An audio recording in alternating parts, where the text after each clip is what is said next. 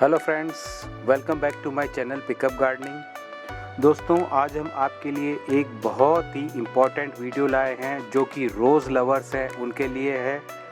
अगर आपने अभी तक अपने रोजेज़ की निराई गुड़ाई कटाई नहीं करी है तो उनकी कटाई कर लें, प्रूनिंग कर लें।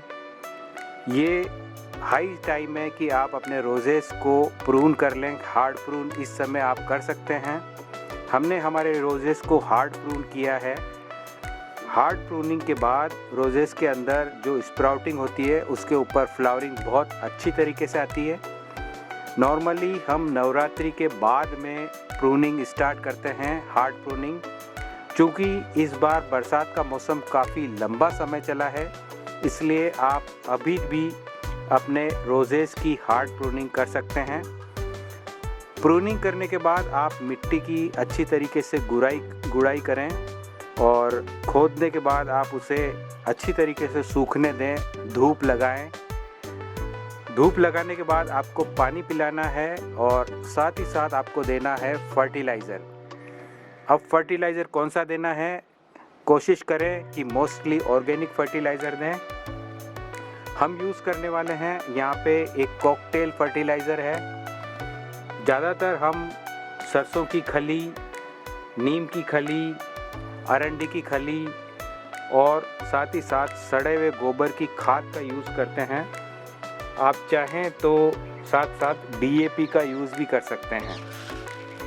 डीएपी के यूज़ से भी फ्लावरिंग बहुत अच्छी बैठती है, तो कम क्वांटिटी में डीएपी को भी आप यूज़ कर सकते हैं। नेक्स्ट हमारे पास में है नीम की खली।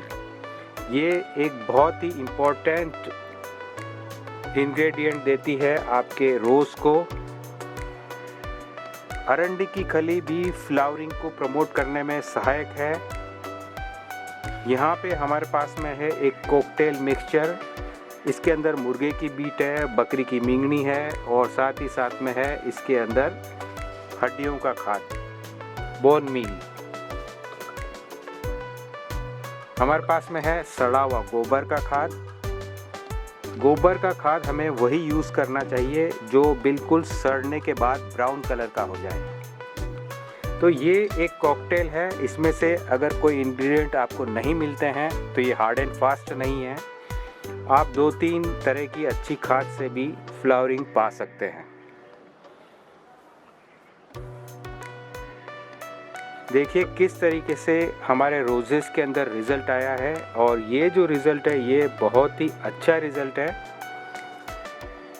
हमारे सभी प्लांट्स के ऊपर ढेरों फ्लावर्स आए हैं, hundreds of roses on every plant.